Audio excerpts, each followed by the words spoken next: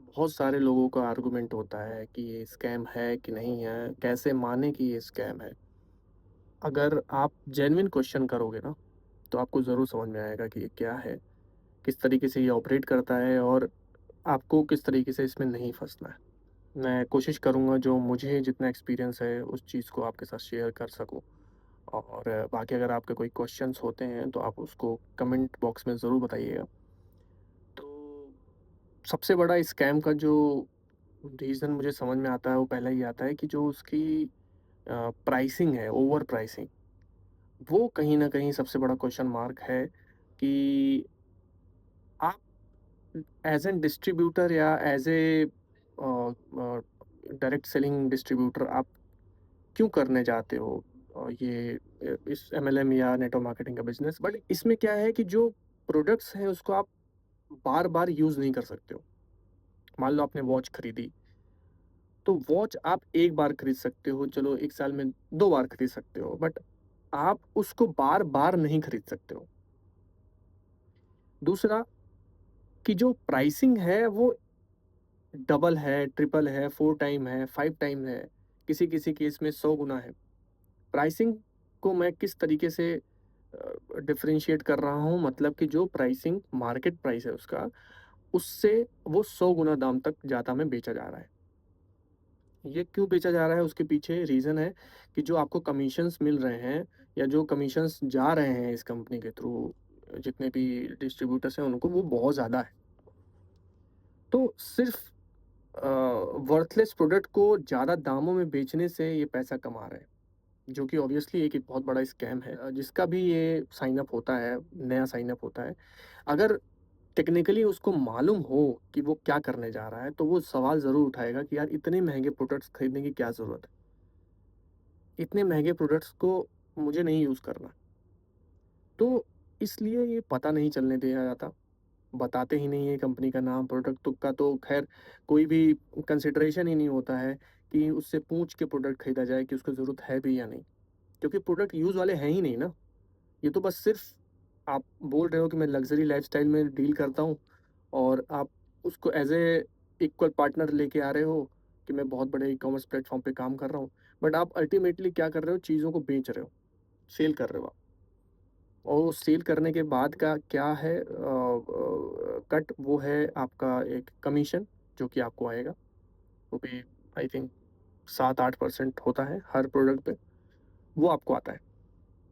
उसके बाद आप 3-3 का बैलेंसिंग करते हो तब आता है वैसे। सबसे बड़ा जो रीज़न है वो यही है स्कैम का कि आप स्कैम बोल सकते हो कि ओवर प्राइसिंग है। और ओवर प्राइसिंग का नोटिफ़िकेशन भी सरकार ने जारी किया हुआ है कि आप उसको चेक कर सकते हो। मैं लिंक दे दूँगा डिस्क्रिप्शन में किस तरीके से कितना टाइम्स वहाँ के प्रोडक्ट्स अ, बहुत महँगे हैं और जस्टिफ़ाई करते हैं कि किस तरीके से ये स्कैम है। तो अब उसके बाद बात आती है कि ये पैसा कैसे बनता है? तो पैसा जो बनता है सिर्फ़ रेफ़रल से बन रहा है, ठीक है? रेफ़रल मतलब जितने ज़्यादा रेफ़र करोगे आप लोगों को उतना पैसा बनेगा। जब आप रेफ़र करोगे तो आप कहीं न कहीं प्रोडक्ट का सेल्स करोगे, प्रोडक्ट को सेल करोगे। तो पैसा सिर्फ़ बेचने से बढ़ रहा होता तो आदमी मार्केट में निकलता, बेच रहा होता है, वो किसी को जोड़ता नहीं। तो आप समझिए इस स्कैम में सबसे बड़ी बात होती है जोड़ने की और वो होता है रेफरल के द्वारा और बिना रेफर किए हुए ये इस पे पैसे बनाना बहुत मुश्किल है। और ये स्कैम की पहचान है कि पोंज़ाई स्कीम में भी यही होता है कि आप जितने ज़्यादा लोगों को रिक्रूट करते हो, जितने ज़्यादा लोगों को बिज़नेस में लेकर आते हो, उतना आपको फ़ायदा होता है। तब तक फ़ायदा होता है जब तक आप उस चीज़ में ऊपर हो।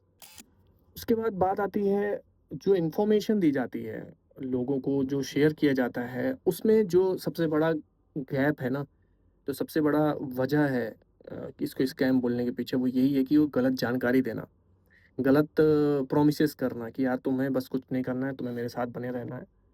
भाई तुम करोड़पति बन जाओगे कुछ दिन में, तुम ज़्यादा कुछ नहीं करना है, तुम मेरे साथ खड़े रहो, मेरे कंधे से कंधा मिला के खड़े रहोगे तो मैं तो बन ही रहा हूँ, साथ के साथ हम दोनों भाई कुछ बहुत बड़ा करेंगे। ये कहीं न कहीं बहुत बड़ा रॉन्ग प्रॉमिस है, क्योंकि इसमें कोई गारंटी नहीं है कि आपके पैसे बनेंगे कि नहीं बनेंगे। मैंने अपने आँखों के सामने ऐसे बहुत सारे एग्ज़ाम्पल देखे हैं जो कि लगता था कि इसमें जान दे देंगे लेकिन कभी छोड़ेंगे नहीं। ऐसे वादे, ऐसे प्रोमिसेस किए जाते थे, ऐसा लगता था कि मतलब इनसे सच कोई नहीं बोल रहा है। बट जब ये बिज़नेस काम ही नहीं कर सकता उस तरीके से, तो वो प्रोमिसेस, वो इन्फॉर्मेशन फेक हो जाती है कुछ दिन के बाद। आप ना चाहते हुए भी आप ये सोचते हो कि यार मैं अपनी चीज़ों को देखूँ या इस इससे किया गया वादा निभाऊँ। क्योंकि कहीं न कहीं जो लोग बिज़नेस छोड़ते हैं कुछ दिन के बाद में, जब उनसे नहीं हो पाता है, तब छोड़ते हैं। जो लोग करने की कोशिश करते हैं। क्योंकि भाई सबके एथिक्स उससे नहीं मैच करते हैं, उसके फेकनेस से मैच नहीं कर पाते हैं, इसलिए वो लोग छोड़ देते हैं बिज़नेस। सबसे बड़ा क्वेश्चन, सबसे बड़ा रीज़न यही है और समझने वाली बात है कि आपको जो गलत प्रॉमिसेस की जाती हैं, वो बहुत बड़ा रीज़न है कि आप इसको स्कैम बोलते हो। और अगर आपसे कोई बोलता है कि भाई स्कैम कैसे है बताओ, तो ये आप सारे पॉइंट्स यूज़ कर सकते हो, बोल सकते हो। उसके बाद बात आती है कि जब आप रिफ़ंड पॉलिसी के बारे में नहीं बताते हो, जब आप जितने भी यूज़र होते हैं, जितने लोगों को साइन अप किया जाता है, उनसे ये चीज़ें छुपाई जाती हैं कि ये इसका कोई रिफ़ंड भी होता है। वो आपको बहुत सारे ऐसे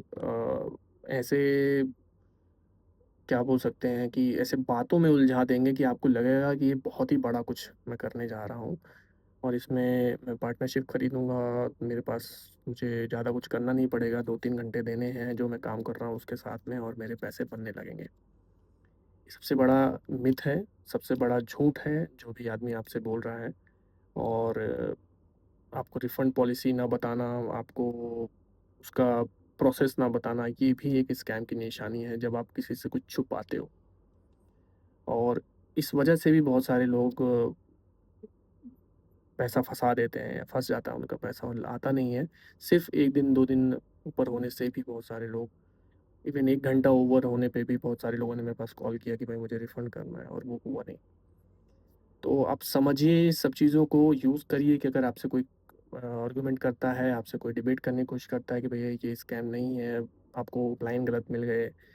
ये आप समझिए कि ये पूरा प्रोसेस ही स्कैम है। ये कंपनी लीगल बनने के लिए सिर्फ़ प्रोडक्ट एंड सर्विसेज़ डील कर रही है कि वो लीगल लीगल वे में इंडिया में रहे। बाकी एथिकल रूप में जो-जो चीज़ें मैं आपको इस वीडियो में बता रहा हूँ, आप क्रॉस चेक कर सकते हो। वो चीज़ें एक्चुअली में गलत हैं और अनएथिकल तरीके से किया गया कोई भी काम स्कैम कहलाता है। इसके बाद एक और रीज़न आता है कि जो भी ये लोग बोलते हैं, जितने लोग सक्सेस स्टोरीज़ आपको बताते हैं, उसका कोई भी ऐसा एज़ सच मतलब कोई कॉन्क्रीट एविडेंस नहीं है, जहाँ पे आप जाके उसके अकाउंट चेक कर सकते हो, उसकी गाड़ियाँ कहाँ से लिया है, उसके डिटेल्स आप चेक कर सकते हो। कोई भी गवर्नमेंटल प्रूफ नहीं है, जहाँ से आप उसको को क्रॉस वेरीफ़ाई कर पाओ। आप सिर्फ़ हवा-हवा में ही उस चीज़ को सच मान लेते हो कि हाँ, भई ये स्टेज पे आ गया है, तो ये सक्सेसफुल है। हाँ, इसने ये गाड़ी खरीद ली है, तो ये सक्सेसफुल है। तो क्राइटेरियाज़ को बहुत मैनिपुलेटिव तरीके से यूज़ किया जाता है। जब बात आती है आपको बेवकूफ़ बनाने की, जब बात आती है आपको गुमराह करने की, तो ये चीज़ें यूज़ होती हैं और बहुत ब्रॉड लेवल पे यूज़ होती हैं और इस चीज़ का लगभग हर एक नेटवर्क मार्केटिंग कंपनी यूज़ करती है। क्योंकि आप प्रूफ़ माँगने जाओगे, तो वो आपको माइंडसेट आपका ख़राब है, आप बाल की खाल उधेड़ते हो, आपको इससे क्या लेना-देना है। बहुत सारे क्रॉस क्वेश्चन्स आपसे किए जाएँगे और आपका क्वेश्चन पीछे रह जाएगा और वो आपके ऊपर चढ़ लेंगे। चढ़ क्यों लेंगे? क्योंकि उनकी उस चीज़ की ट्रेनिंग हुई है। अगर गलत नहीं हो रहा होता कंपनी में, अगर ये चीज़ें प्रूफ़ नहीं होती या प्रूव नहीं होती, तो कंपनीज़ बहुत सारे देशों में बैन क्यों होती? वेबसाइट बैन क्यों होती? बिना प्रूफ़ के, बिना किसी भी एविडेंस के कोई भी कदम नहीं उठा सकता कोई भी। तो बड़ा सवाल है इस चीज़ को लेके कि ये कंपनी अगर लीगैलिटी प्रूफ़ कर लेती है तो एथिकल में तो ज़ीरो नंबर है। लेकिन बहुत सारे देशों में ये लीगैलिटी भी प्रूफ़ नहीं कर पाती। वहाँ पे बहुत सारे देशों में ऐसा है कि अगर आप लीगल प्रूफ़ कर रहे हो बट आप एथिकली गलत कर रहे हो, तो भी आप बैन कर दिए जाओगे। इंडिया में क्या है, आप लीगली प्रूफ़ करो कि हाँ, भई हम लीगल हैं, आप टैक्स पे करो, आप कुछ भी बोलो मार्केट में जाके, क्योंकि जनता है ना, ढेर सारी जनता है और भीड़ में किसी का कोई कंट्रोल नहीं है कौन क्या बोल रहा है, और इसी लूप का ये फ़ायदा उठाते हैं, जिसकी वजह से ये स्कैम कितना तेज़ी से बढ़ रहा है, उसकी हम और आप कल्पना भी नहीं कर सकते। और इसका एग्ज़ाम्पल्स आप कमेंट बॉक्स में देखते होंगे। हमें डेली मेल्स आते हैं कि भाई फँस गया हूँ, रिफ़ंड पीरियड ओवर हो गया है, अब मैं क्या करूँ? मुझे समझ में नहीं आ रहा है। ऐसे बहुत सारे, बट अब हम कर क्या सकते हैं उसमें? बहुत सारे इसके कंक्लूज़न हैं जो मुझे लगता है मुझे आपको सजेस्ट करना चाहिए। जो लोग भी फँस गए हैं, अगर आपके पैसे चले गए तो चले गए। लेकिन आप ऐसे ही इस मौके को मत गँवाइए। आप पकड़िए ऐसे आदमी को, ऐसे स्कैमर को, और जो भी एक्शन आपको समझ में आता है कि उचित है, वो एक्शन उनके खिलाफ लीजिए, ठीक है? कुछ भी सही गलत नहीं होता अनटिल अनलेस उस चीज़ को आप कर ना दो। जब सामने वाले को कोई प्रोसेस, कोई कॉमन सेंस का कुछ पता नहीं है और आपके साथ में वो पैसे लेके, क्योंकि आपने थोड़ा मेहनत करके उस पैसे को कमाया है, तो आप उसकी वैल्यू जानते हो। तो जब आपका ऐसे ही पैसा चला जाता है, तो या तो आपके पास चारा होता है कि आप छोड़ के बैठ जाओ, और आपका कोई रिश्तेदार या दोस्त होगा तो आप बोल भी नहीं सकते हो। भई आप बोलना नहीं प्रेफ़र करते हो।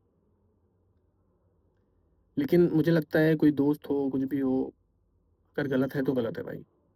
तो अगर आप नहीं खड़े होगे तो कोई और कल फँसेगा। क्योंकि इनके प्रोसेस में आप सिर्फ़ एक नंबर थे।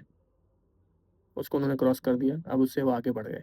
अब किसी और रिश्तेदार और किसी और दोस्त को टारगेट कर रहे हैं। जब आप आवाज़ उठाओगे, जब आप एक तरीके से सहना बंद कर दोगे ना, तो ये स्कैम जो और लोगों के साथ में हो रहा है, खुलेआम हो रहा है, वो रुकेगा।